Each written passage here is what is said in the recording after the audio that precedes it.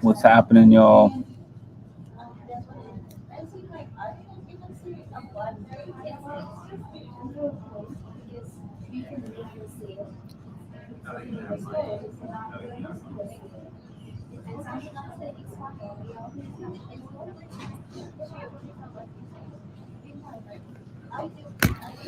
I got about probably 30, 40 minutes until I board my flight to head back to New York City. Actually, I'm heading to New Jersey, but then getting myself from New Jersey to New York City.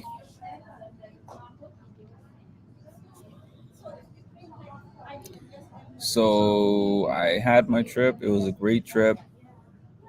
It was a short trip, unfortunately. It was only about 5 days. Now I'm headed back home, back to my responsibilities, etc. But I got a chance to catch up on Traitors Canada because actually I was able to view it legally through my grandma's Bell. For anyone who's not Canadian, Bell is the company that provides her phone and internet and cable. So let's see. This is just going to be a quick general overview of Traitors Can. I only knew a few people on the show. I knew Kuzi and I knew Kevin. And actually, I guess that was it. I knew two people on the show, Kuzi and Kevin. I did not know anyone else. But the thing about the Traitors format, I barely knew anyone on Traitors US either. But the format is the format. And I love the format. And it makes it interesting no matter who's there. Even when we have people who are just average, everyday people that we don't know, they're still interesting to watch in that setting. Now, Kuzi was selected to be one of the Traitors. Mel B, who I don't know, was selected to be one of the Traitors. And Mike, the magician, were selected to be one of the Traitors. So Traitors Canada went a lot different than Traitors US because for Traitors US, the three selections made it quite far, all three together. On Traitors Can, Mel B was sniffed out almost immediately, very quickly. I think episode 3, she was taken out. And then it was just left with Kuzi and Mike.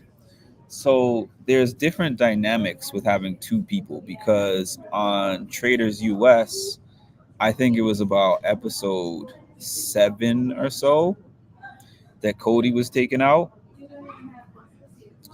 And they recruited somebody. So they had another traitor. So there were still 3 of them.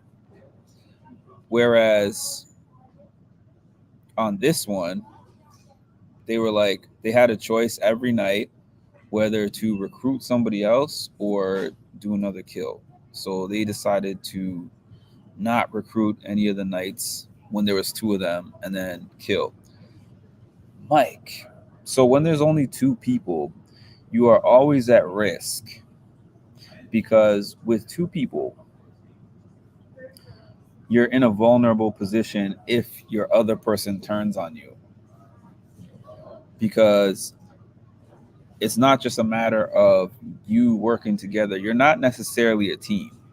Yes, you're a team by force because you're put together as traitors, but it doesn't necessarily mean that the other traitor is working with you.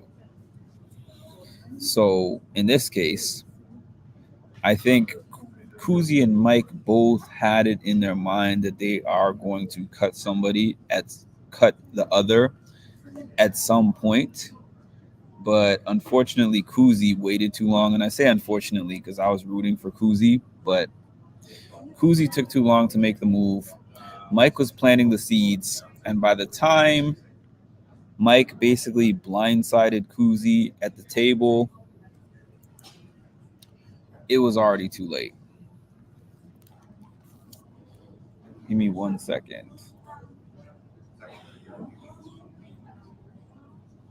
Yeah, so Mike got Kuzi out. Spoiler alert, Mike got Kuzi out.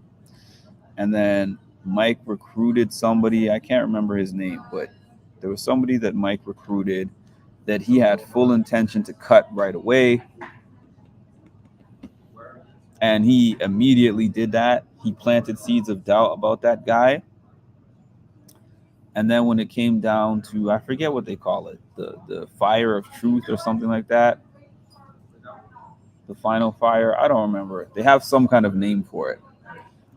Um, excuse me for not knowing this stuff because I only remember when I have notes in front of me or if I've been seeing it for a while. I had not seen the Traitors in a long time. I watched the Traitors US at the beginning of the year when they had it out.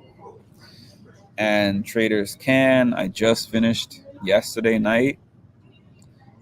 And it was a great refresher because January 12th, we're going to have Trader Season 2, which I'm very excited about.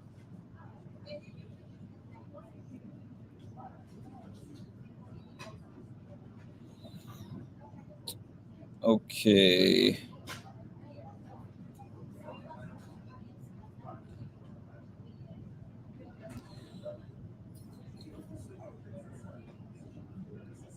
I'm just trying to find the name of this lady. Anyways, there was a final three. There was a final four. One of them got out. One of them got voted out.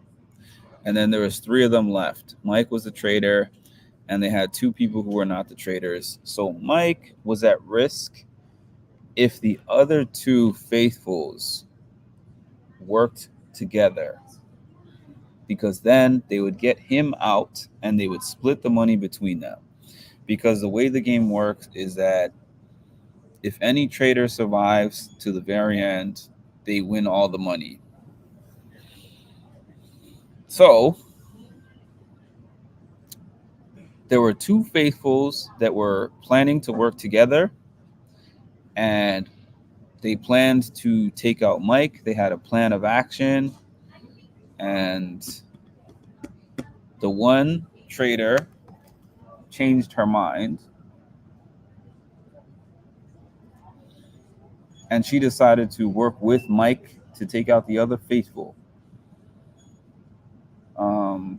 And she looked like she felt gutted about it. She immediately knew that when the guy said that he was a faithful, she knew that she lost the money, and she knew that she took him out of the game. And it was rough. And it was rough.